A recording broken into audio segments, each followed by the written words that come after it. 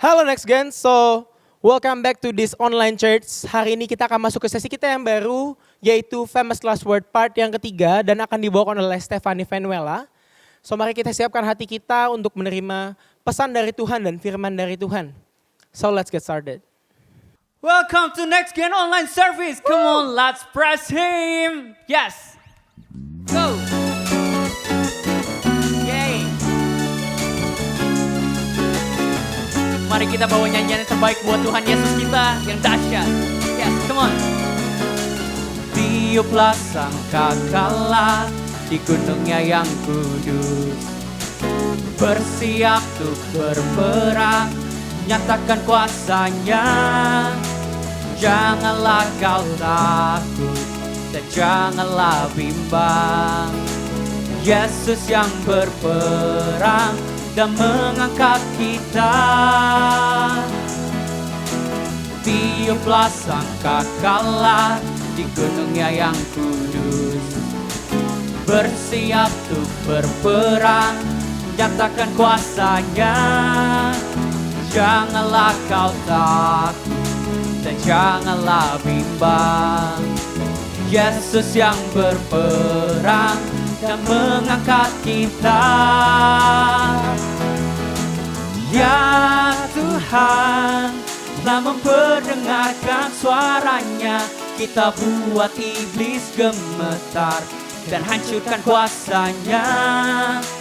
Bergerak maju, gerakan senap senjatanya. Bersiap untuk menang karena dia panglima kita.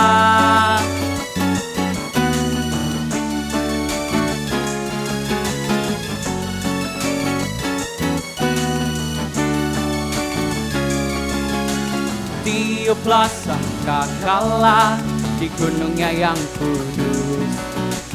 Bersiap untuk berperang, nyatakan kuasanya. Janganlah kau takut dan janganlah bimbang.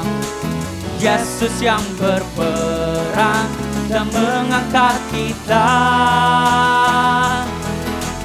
Ya Tuhan, telah memperdengarkan suaranya. Kita buat iblis gemetar dan hancurkan kuasanya.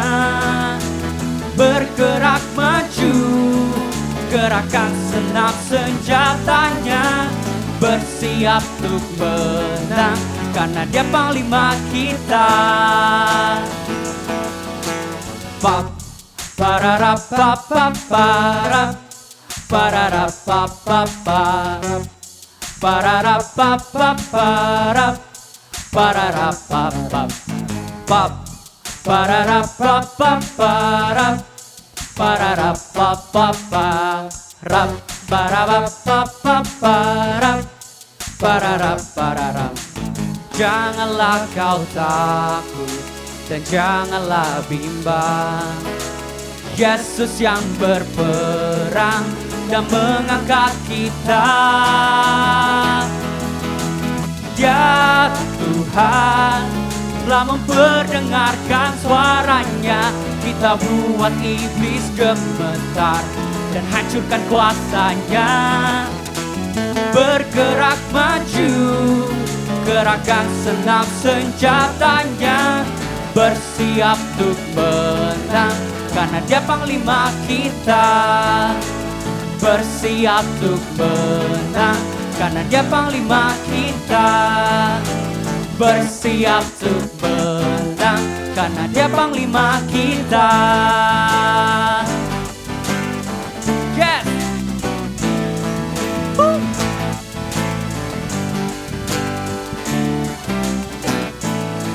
Say Jesus, Jesus, Jesus, Jesus. Say Jesus, Jesus, Jesus, Jesus. Berikan kemuliaan yang terbaik buat Raja segala Raja. Woo. Yes, haleluya. Oh yes, we welcome you in this place, Jesus Christ. Yes, Jesus, kami undang Kau hadir di tempat kami, Tuhan. Oh yes, Jesus. We welcome you in our place. We need your presence, God. We need your presence, Jesus. Oh, yes. Yes, Jesus, we want to feel your presence. Biarlah kami rasakan hadirat-Mu ya Tuhan. Yes, Jesus. Yes, Jesus Christ. Yes, Jesus Christ. Yes. I'm caught up in your presence. I just wanna sit here at your feet. I'm caught up in this holy moment. I never want to leave. Oh, I'm not here for blessings. Jesus, you don't owe me anything more than anything that you can do. I just want you.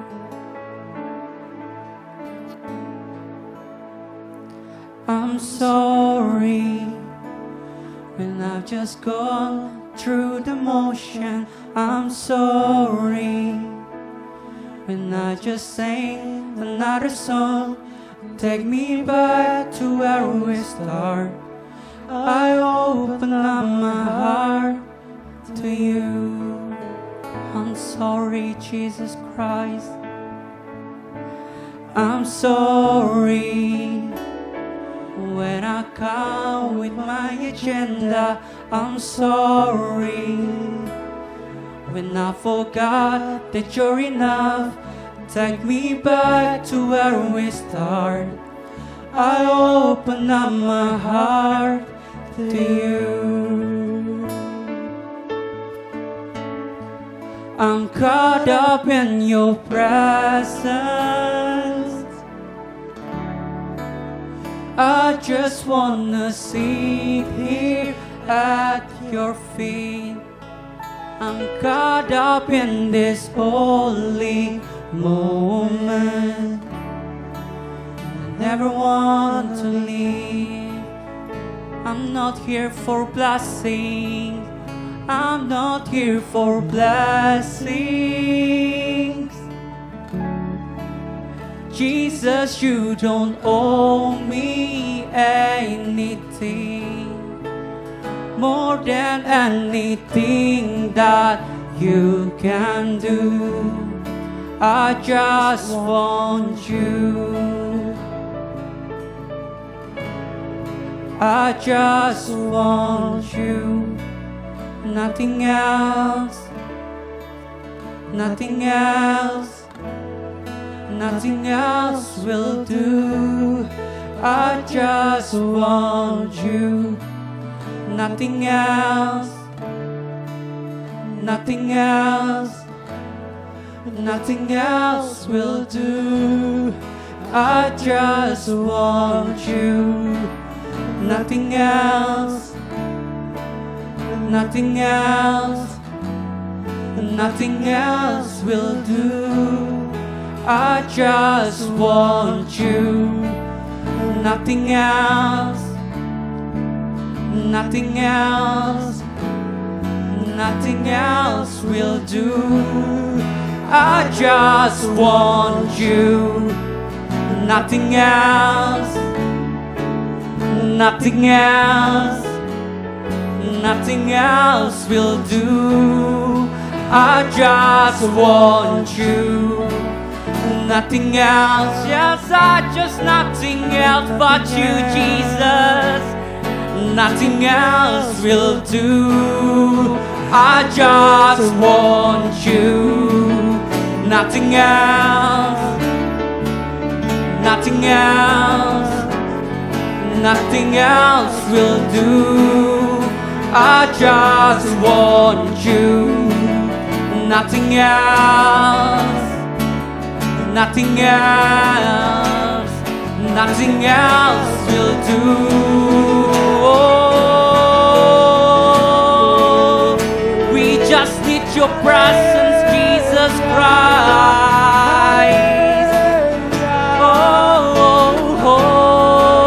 Oh, we need your presence, we need your presence in our place.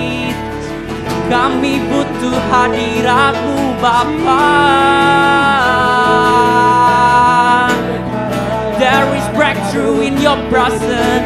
There is healing in your presence, God. We just need you, Jesus Christ. We need your presence in our place. Hallelujah, hallelujah.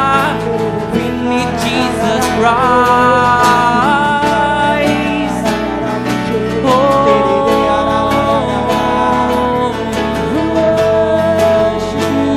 yes, Jesus. We just need you, Jesus Christ.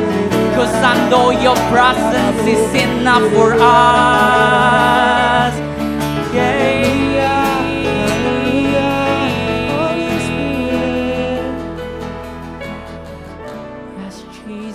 Christ, your presence is enough for us. I just want you, nothing else, nothing else, nothing else will do. I just want you, nothing else. Nothing else, nothing else will do. Mari kita bersatu dalam doa. Terima kasih ya Bapak atas perlindungan-Mu, atas berkat-Mu untuk semua yang telah Bapak berikan, untuk semuanya atas segala kasih yang telah Bapak berikan untuk kami.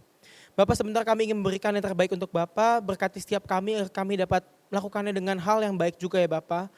Kami percaya apa yang kami berikan adalah bentuk ketaatan kami kepada Bapa. Terima kasih Bapa, hanya dalam Tuhan Yesus. Amin.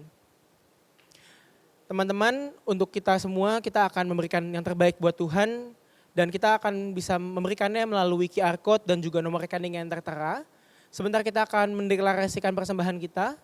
1, 2, 3. Pada saat kami membawa persembahan, kami percaya pintu sorga terbuka dan berkat Tuhan dicurahkan. Siap anak muda diberkati di kampus, marketplace, dan komunitas di mana kami berada. Kami memperoleh hikmat, kecerdasan, perkenanan untuk menjadi anak muda yang kreatif dan mampu menyelesaikan permasalahan yang ada. Perlindungan Tuhan atas hidup kami, keluarga kami, dan komunitas kami sempurna. Menemukan pasangan yang tepat dan terbaik dari Tuhan. Di tengah-tengah dunia kami menjadi generasi yang relevan yang memberikan pengaruh tanpa kompromi terhadap nilai-nilai yang kami percayai. Dalam nama Yesus, amin.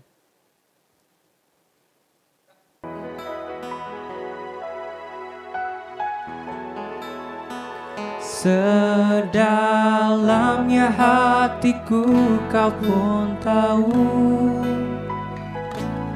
dan kasih-Mu tak jauh dalam jiwaku.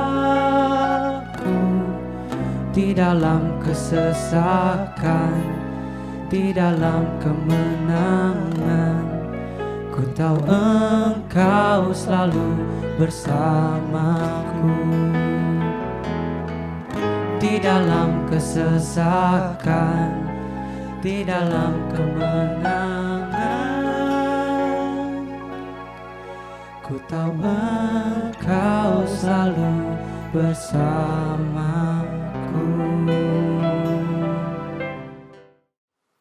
Sebelum kita mendengarkan firman Tuhan, ayo kita sama-sama berdoa ya teman-teman. Bapak, terima kasih buat hari ini, terima kasih karena Engkau baik dalam hidup kami. Sebentar kami mau dengarkan firman Tuhan, biar firman Tuhan ini dapat sungguh-sungguh menjadi rema buat setiap kami, dapat merubah perspektif kami, dan kami bisa semakin intim dan berkenan di hadapan Tuhan. Terima kasih ya Bapak, urapi mulut bibir hamba-Mu Tuhan, supaya apapun yang keluar dari mulutku, itu semua berkenan di hadapan Tuhan. Hanya di dalam nama-Mu kami berdoa dan bersyukur, haleluya, amin.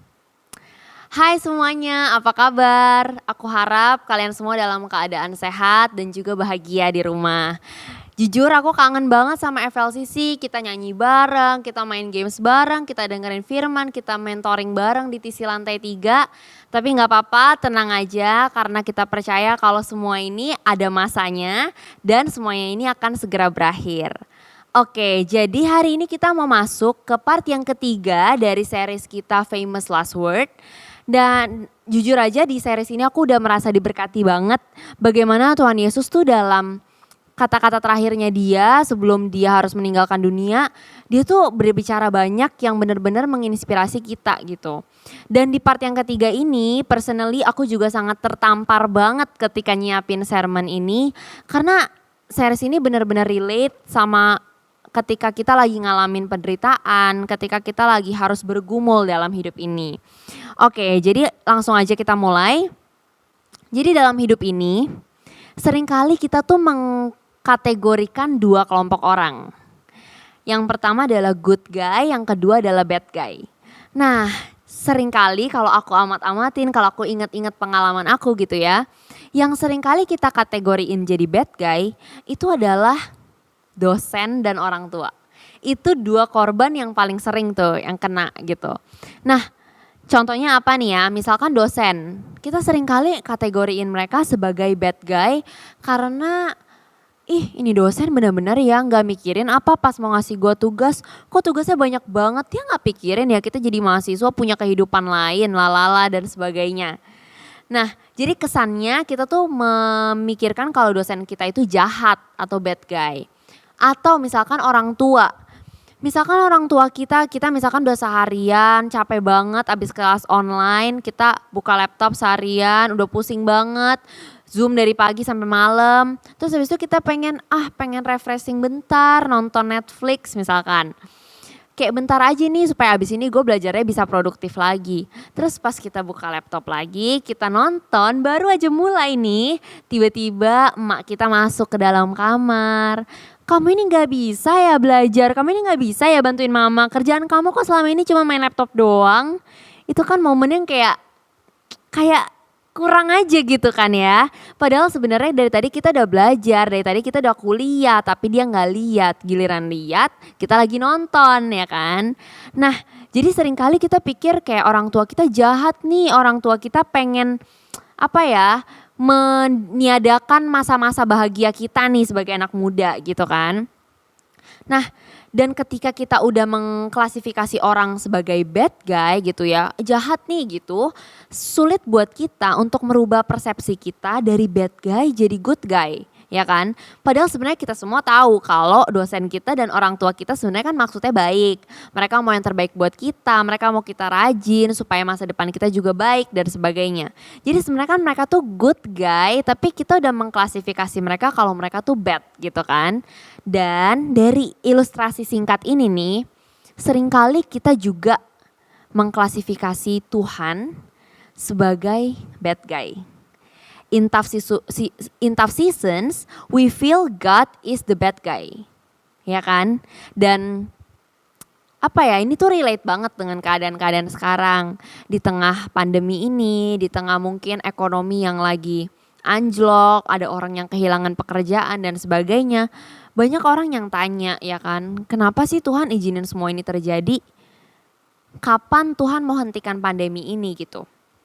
Banyak pertanyaan yang muncul, katanya Tuhan baik, tapi kok semua ini bisa terjadi sih? Dan kita mulai bertanya-tanya gitu kan, sehingga keraguan-keraguan itu membuat kita mengklasifikasi Tuhan jadi ke dalam 3 kategori. Yang pertama, Tuhan itu sebagai Allah yang jauh, a distant and unreachable God. Kayak Tuhan tuh jauh, kayak kita tuh kecil banget dan dia jauh banget sampai kita tuh gak bisa deket sama Tuhan. Atau mungkin kita pikir yang kedua, Tuhan itu sebagai angry policeman atau punisher. Yang kerjaannya mantengin nih ya di bumi, manusia-manusia lagi ngapain, terus kalau ada yang salah nih hukum, rasain. Atau yang ketiga, mungkin kadang kita berpikir Tuhan itu sebagai Tuhan yang sangat sibuk ngurusin satu dunia ini sampai Tuhan gak peduli sama hidup kita atau gak bisa ngerti spesifik hidup kita tuh butuh apa. Dan kalau boleh kesaksian secara personal, aku pernah salah mempersepsikan Tuhan di dalam pikiran aku dengan Tuhan itu sebagai punisher. Orang yang Tuhan yang kejam yang suka menghukum gitu loh. Karena gini, kalau buat teman-teman yang kenal sama aku mungkin kalian tahu kalau aku tuh orangnya saklek. Terus kayak aku tuh pengen selalu melakukan yang terbaik gitu loh, gak setengah-setengah. Nah sama ketika aku mau mengambil keputusan. Aku tuh pengennya keputusan yang aku buat tuh keputusan yang paling top, paling benar, paling tepat gitu loh. Tapi sebenarnya dalam kenyataannya aku sebagai manusia pun sering melakukan kesalahan, ya kan? Dan terkadang mungkin dalam latihan aku nih belajar peka sama suara Tuhan, ada beberapa keputusan yang aku mungkin salah ambil, aku salah dengar dari Tuhan. Dan ketika itu, misalkan karena aku salah mengambil keputusan, terus aku mengalami sebuah kesulitan. Jadi waktu itu aku lagi ngerasa stres banget karena begitu banyak kesibukan yang aku ambil. Dan stres banget, kayaknya kecapean dan sampai gak punya waktu untuk tenangin diri sendiri gitu loh. Dan di masa-masa itu aku datang ke mentor aku, terus aku cuma nangis kayak gak tahu kenapa aku merasa takut gitu loh. Aku merasa kayak tercebur dan tertangkap basah gitu, dan aku tuh kayak merasa Tuhan itu kesannya lagi ngeliatin aku dan ngomong kayak ya itu konsekuensi lo, rasain. Kayak siapa suruh lo salah pilih keputusan, gua gak nyuruh itu. Dan pas aku ngomong kayak gitu mentor aku langsung kaget, dia langsung bilang, "Hey, Allah kita itu bukan Allah yang suka mengintimidasi. Tuhan kita itu Tuhan yang kudus. Tapi bukan Tuhan yang suka nyalahin kamu dan bilang kamu rasain. Tuhan tuh gak kayak gitu. Yes, Tuhan itu Allah yang kudus. Ketika kita melakukan kesalahan, kita bisa merasakan konsekuensinya. Tapi bukan berarti ketika kita lagi dalam konsekuensi, Tuhan tuh ketawa. Enggak, Tuhan tuh sedih. Dan yang pasti Tuhan tuh ada bersama dengan kita. Dan di situ aku langsung ngerasa lega banget. Karena selama ini ternyata aku tuh menyalahkan diri aku sendiri terus. Aku terus terus menuntut diri aku untuk menjadi sempurna, padahal aku enggak. Dan padahal di Mazmur 32 ayat 8 itu juga dikatakan bahwa Tuhan itu selalu menuntun domba-dombanya. Ia ingin menuntun kita. Dan Tuhan tuh akan mengarahkan kita ke dalam rencananya lagi. Jadi meskipun kita sebagai manusia kita melakukan kesalahan, kita ngambil keputusan yang salah, Tuhan itu tahu bagaimana caranya supaya rencana Dia tetap tergenapi dalam hidup kita. Dan itulah karena persepsi-persepsi yang salah itu tentang Tuhan dan orang-orang mulai menganggap Tuhan sebagai bad guy. Akhirnya gak heran kalau akhirnya banyak orang sulit untuk membangun hubungan sama Tuhan. Karena toh ngapain ya kita membangun hubungan sama Tuhan yang jauh, Tuhan yang gak peduli sama hubungan kita, buat apa? Dan akhirnya ini membuat kita mulai bertanya-tanya, should I trust God? Perlu gak sih kita percaya sama Tuhan? Kok kayaknya sama aja. Will God take care of me? Does God care about what's happening to me? Tuhan peduli gak sih sama yang gue alamin? Kayaknya gue udah doa tapi gak dijawab. Kayaknya Tuhan tuh gak lihat gue deh. Atau is God good to me? Tuhan tuh baik gak sih sama gue? Tuhan tuh sayang gak sih sama gue? Kenapa semua ini diizinin terjadi dalam hidup gue? Is God there for me? Dan aku rasa kita semua pasti pernah. Minimal terbesitlah pertanyaan ini dalam hati kita, dalam pikiran kita. Tapi hari ini teman-teman, ada satu kebenaran yang benar-benar melegakan bahwa sometimes how we feel about God does not represent what's true about God. Amin. Wow. Terkadang teman-teman, apa yang kita rasa, apa yang kita pikirkan tentang Tuhan, itu belum tentu sepenuhnya menggambarkan apa yang benar tentang Tuhan. Dan hari ini kita akan belajar dari Lukas 22 ayat 39 sampai 42. Jadi di series Famous Last Word ini kita bahas bagaimana Tuhan Yesus dalam hidupnya sebagai manusia, dia benar-benar lewat sikapnya, lewat responnya dia benar-benar menjadi contoh, menjadi teladan buat kita. Dan di Lukas 22 ini, kalau teman-teman pasti udah tahu juga ayatnya, bahwa ini cerita ketika Tuhan Yesus harus pergi ke atas bukit, dia berdoa karena apa? Karena dia ketakutan sebentar lagi akan disalib. Nah coba ya teman-teman, kita baca bareng-bareng dari rumah. 1, 2, 3. Lalu pergilah Yesus keluar kota dan sebagaimana biasa ia menuju Bukit Zaitun. Murid-muridnya juga mengikuti dia. Setelah tiba di tempat itu, ia berkata kepada mereka, "Berdoalah supaya kamu jangan jatuh ke dalam pencobaan." Kemudian ia menjauhkan diri dari mereka kira-kira sepelempar batu jaraknya. Lalu ia berlutut dan berdoa katanya, "Ya Bapakku, jikalau engkau mau, ambillah cawan ini daripadaku. Tetapi bukan kehendakku, melainkan kehendakmu lah yang terjadi." Oke, sebelum kita kupas ayat ini, teman-teman harus ingat dulu nih. Ketika Tuhan Yesus jadi manusia, datang ke bumi sebagai manusia, Tuhan Yesus itu tetap naturnya 100% Allah. Dia tetap 100% anak Allah. Tapi at the same time, dia juga 100% naturnya manusia. Jadi artinya apa? Jadi Tuhan Yesus bisa merasakan lapar, bisa merasakan haus, bisa merasakan emosi-emosi yang manusia rasakan. Seperti marah, perasaan menderita, senang, takut, itu Tuhan Yesus bisa ngerasain juga, capek. Nah, oke, jadi kita tahu ya bahwa Tuhan Yesus itu juga bisa merasakan kita sebagai manusia. Dan dari ayat ini ada 3 hal nih, kita bisa lihat dulu kondisinya. Pertama, Jesus knew he was on the verge of something painful.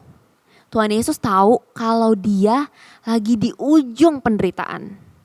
Dia tahu nih malam ini sebentar lagi dia bakal ditangkap, disiksa dan disalib.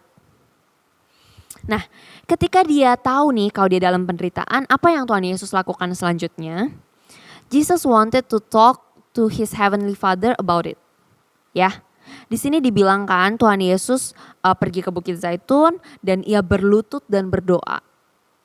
Jadi ketika dia tahu dia lagi ada dalam penderitaan, dia datang kepada Bapanya. Dan yang ketiga, Jesus wanted his friends there for support.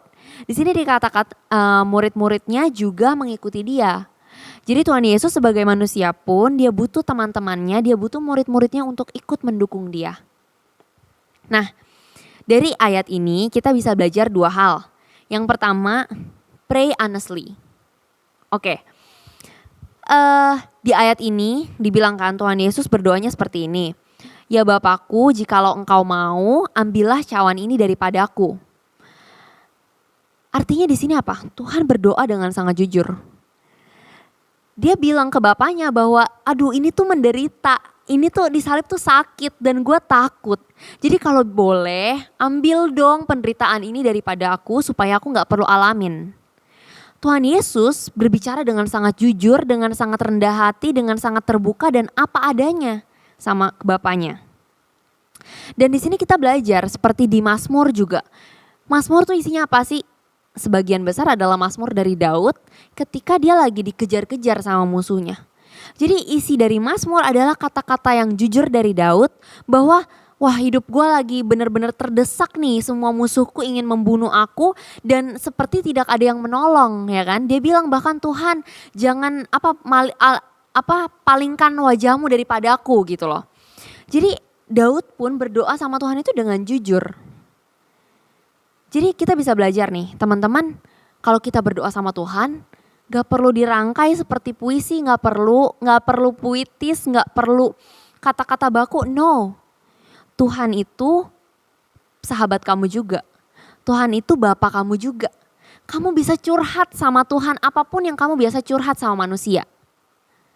Dan God is fine with us talking to him honestly because it's more about our view about God than what we say or don't say to him. Tahu gak kenapa Tuhan tuh gak apa-apa kalau kamu jujur? Karena buat Tuhan lebih penting persepsi kamu tentang Tuhan daripada apa yang kamu katakan dan gak katakan tentang Tuhan. Nah, yang kedua kita bisa belajar apa? Remember to pause and ask God for help. Di ayat ini kan dibilangkan Jesus asked his Father for help. Dia berdoa sama Bapanya. Nah jadi itu mengingatkan kita juga nih. Kalau lagi ada masalah, kalau lagi ada penderitaan, atau apapun situasi dalam hidup kita, walaupun lagi happy, jangan lupa untuk pause dan berdoa sama Tuhan. Kenapa? Karena banyak hal yang kita nggak bisa kontrol. Tapi Tuhan dia selalu ada sama kita. Oke, dua pelajaran ini dua hal yang baik.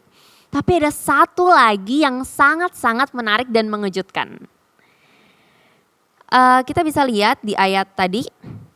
Kemudian ia menjauhkan diri dari mereka kira-kira sepelempar batu jaraknya. Lalu ia berlutut dan berdoa, katanya, "Ya Bapakku, jikalau engkau mau, ambillah cawan ini daripadaku." Tapi ayatnya gak selesai sampai di situ. Tuhan Yesus gak berhenti sampai dia minta tolong sama Bapaknya. Tapi dia bilang, "Tetapi bukanlah kehendakku, melainkan kehendakmu lah yang terjadi." Wow. Oke, kita recall lagi ya teman-teman. Tuhan Yesus ini lagi di detik-detik dia mau ditangkap, disiksa dan disalib yang serem itu. Dan dia tahu abis ini dia akan mengalami penderitaan yang sangat besar. Tapi kenapa Tuhan Yesus bisa ngomong kayak gini? Aduh, rasanya tuh merinding, lidahnya berat banget. Tetapi bukanlah kehendakku, melainkan kehendakmu lah yang terjadi. Kenapa Tuhan Yesus bisa sepenuhnya berserah kayak gitu dalam keadaan sulit kayak gini? Rahasianya teman-teman, karena Tuhan Yesus chose to see his circumstances through what he knew to be true about God. Instead of changing what he thought of God based on what he experienced or felt. Tuhan Yesus memilih melihat situasinya dari apa yang ia tahu benar tentang Tuhan. What to be true of God. Bukan dari apa yang dia rasakan atau apa yang dia alamin. Dan ini penting banget, kenapa? Karena seperti yang beberapa minggu lalu Om Wiryo juga udah sampaikan bahwa jangan memberi respon yang permanen terhadap situasi yang sementara. Karena situasi yang sementara ini, penderitaan yang sementara ini, jangan sampai kita berespon, oh Tuhan jahat. Jangan sampai kita bikin respon yang permanen. Dan teman-teman harus tahu kalau dalam mengalami penderitaan yang sangat berat ini, untuk kita bisa berserah sama Tuhan, it takes an extraordinary amount of trust in God. Ya, jadi aku bisa bilang kalau penderitaan yang dialamin Tuhan Yesus ini belum pernah dialamin orang lain loh. Ini sangat berat. Kenapa? Karena gini, pertama dia harus mati, disalib, disiksa, bukan atas dosa dia, atas dosa orang lain. Oh ya, ada kok itu yang orang di penjara yang mau dieksekusi mati yang sebenarnya difitnah, jadi sebenarnya itu bukan kesalahan dia. Tapi ada lagi yang lebih berat. Tuhan Yesus sebenarnya punya kuasa untuk tidak melakukannya loh. Tuhan Yesus bisa tolak, Tuhan Yesus bisa langsung hukum itu orang-orang yang lagi aniaya dia. Tapi Tuhan gak pilih itu. Jadi menurut aku ini penderitaan batin yang sangat dalam ya teman-teman. Dan kenapa sih Tuhan Yesus tuh bisa segitu percayanya sama Bapaknya? Kenapa dia bisa segitu berserahnya di tengah penderitaan? Apa sih yang Tuhan Yesus tahu to be true of God? Apa sih yang Tuhan Yesus tahu tentang Tuhan? Yang pertama, God is good. Tuhan Yesus tahu kalau Bapaknya Bapa yang baik. Yang kedua, Tuhan Yesus tahu kalau Bapaknya mengasihi kita umat manusia dan mengasihi dia sebagai anak Allah. Dan yang ketiga, Tuhan Yesus tahu kalau God had a bigger picture in mind and He always meant it for good. Tuhan tahu kalau Bapaknya itu adalah Alfa dan Omega. Ia tahu apa yang sudah terjadi, sedang terjadi dan akan terjadi. Dan setiap rancangan Bapa itu selalu untuk kebaikan. Dan yang terakhir, God is with us. Dia tahu walaupun kita dalam situasi yang sulit, Bapa ada bersama dengan kita. Buktinya apa kalau Bapa ada bersama dengan kita? Kita lihat di ayat selanjutnya, ayat yang ke-43 dan 44. Maka seorang malaikat dari langit menampakkan diri kepadanya untuk memberi kekuatan kepadanya. Ia sangat ketakutan dan makin bersungguh-sungguh berdoa. Peluhnya menjadi seperti titik-titik darah yang bertetesan ke tanah. Jadi setelah Tuhan Yesus tadi berdoa, terus dia bilang kehendakmu lah yang jadi bukan kehendakku. Ayat selanjutnya dibilang seorang malaikat dari langit memberi kekuatan kepadanya. Artinya apa? Bapa di surga peduli loh sama kita. Bapa di surga gak cuma lipet tangan dan bilang, iya maaf ya udah hadepin aja ya. Enggak. Bapa di surga kirimin malaikatnya untuk menjumpai kita, untuk memberikan kita kekuatan. So God is with us. Oke. Tapi walaupun kita udah tahu God is with us, God cares for us, tapi nggak berarti masalah kita hilang gitu aja. Trusting God doesn't mean hard circumstances suddenly disappear. Knowing that God cares for us, itu nggak membuat masalah kita jadi hilang, celing, selesai. Enggak. Terkadang masalah itu masih ada.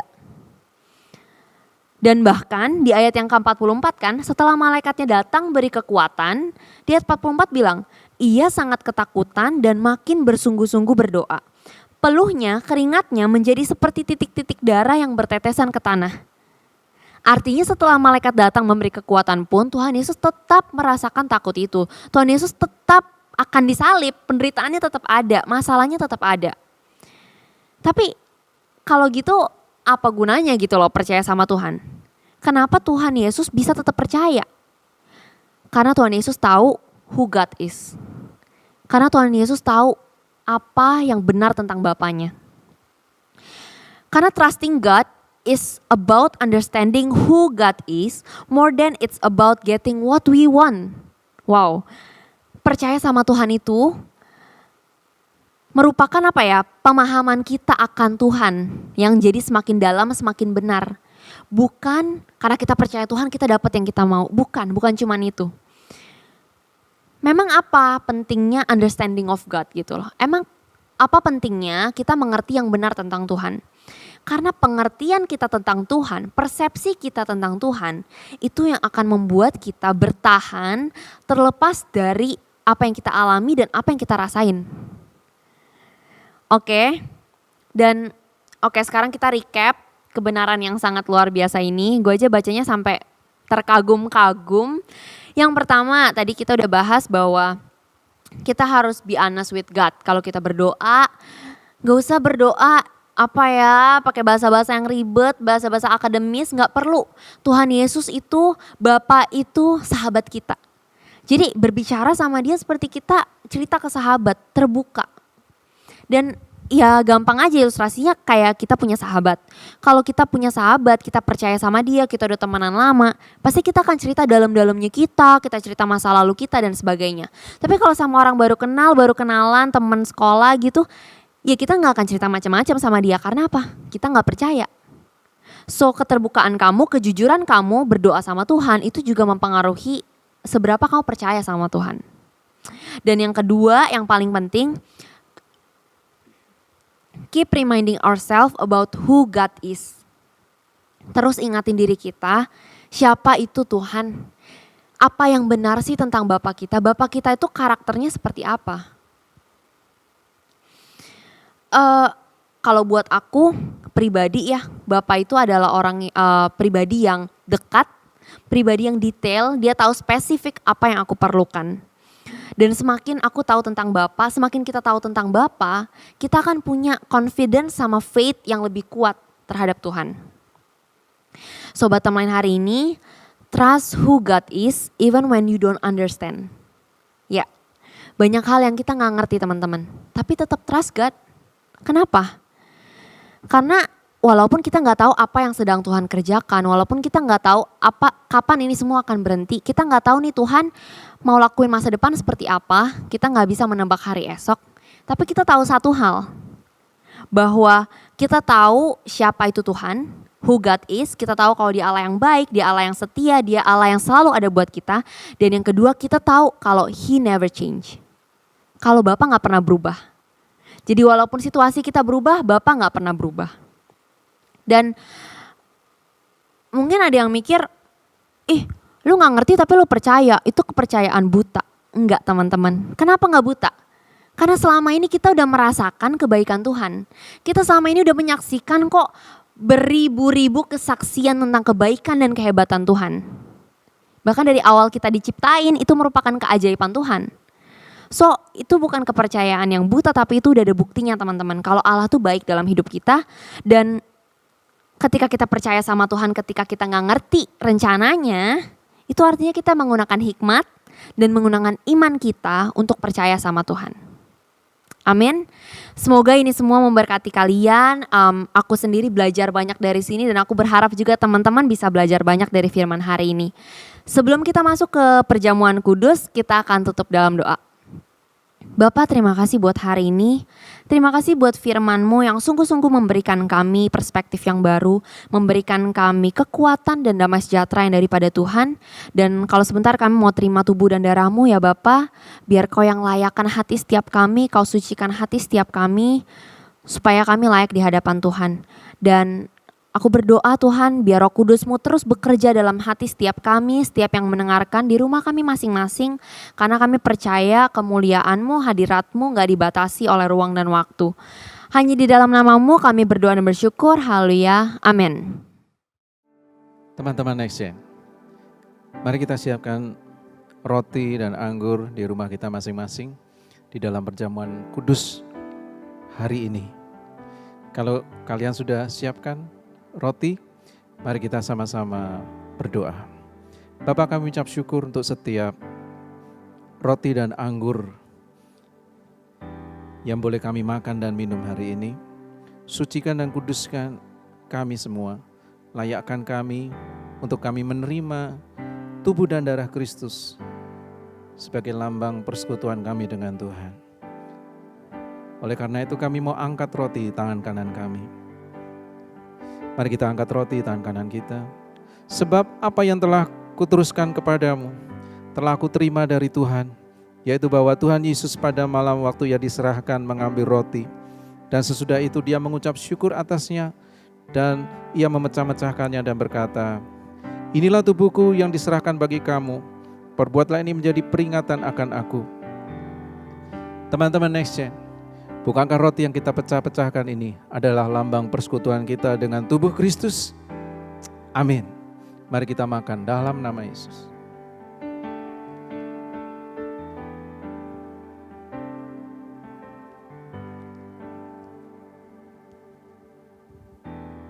Mari kita angkat cawan anggur di tangan kanan kita. Demikian juga Ia mengambil cawan sesudah makan, lalu berkata, cawan ini adalah perjanjian baru yang dimeteraikan oleh darahku.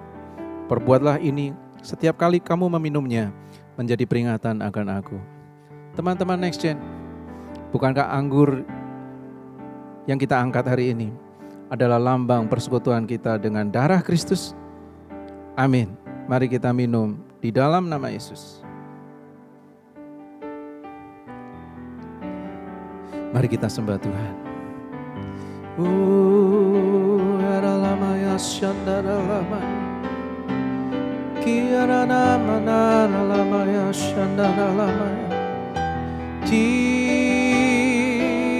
Jesus,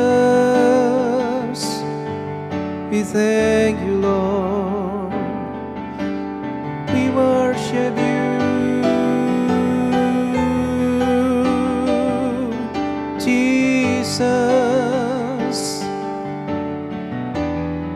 We worship you. Oh, we thank you, Lord. Kami berterima kasih buat tubuh dan darah-Mu yang tercurah bagi kami, memberi penebusan, beri pengampunan, memulihkan hidup kami. Terima kasih berkat Kau sediakan bagi setiap kami, Yesus.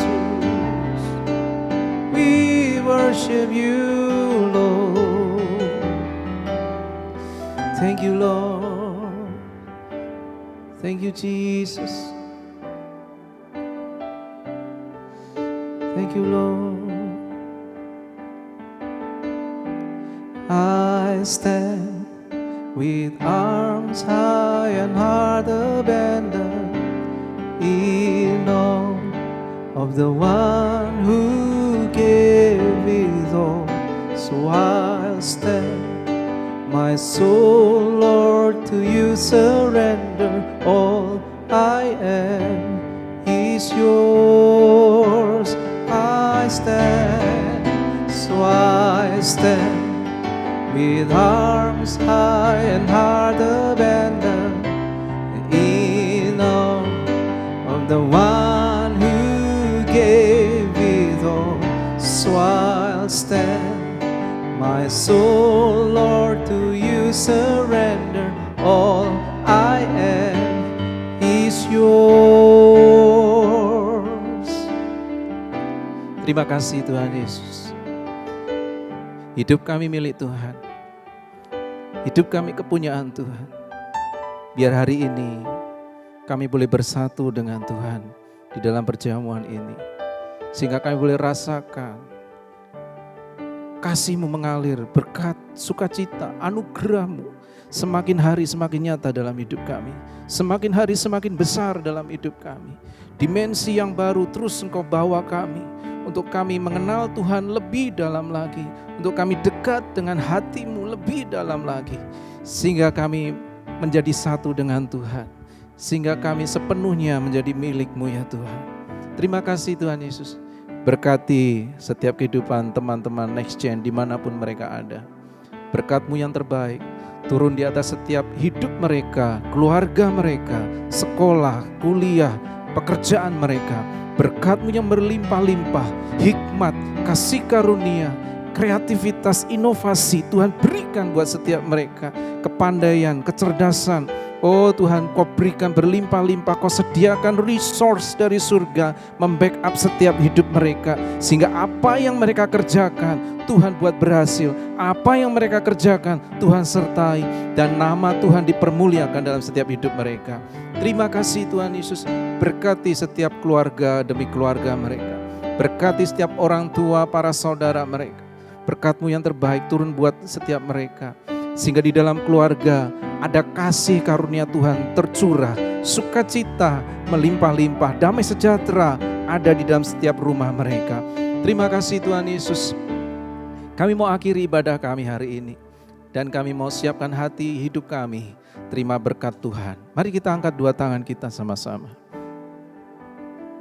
Berkat yang berlimpah-limpah dari Allah Bapa kita, cinta kasih yang sempurna dari Tuhan Yesus Kristus, dan di dalam persekutuan yang manis dengan Roh Kudus menyertai setiap hidup kita mulai hari ini dan bahkan sampai selama-lamanya. Kita yang percaya sama-sama katakan amin. Selamat hari Minggu, Tuhan Yesus memberkati.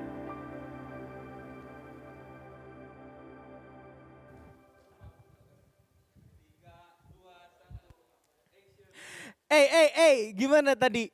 Keren kan? Gokil kan? So kalau misalkan gokil dan juga keren, jangan lupa untuk sebarin ini, kabar baik ini ke seluruh teman-teman kalian, sahabat kalian, mantan kalian mungkin, atau siapapun itu, yang masih muda tentunya ataupun berjiwa muda. By the way, thank you for attending this online church. Jangan lupa untuk ikut lagi online church minggu depan. So, bye-bye.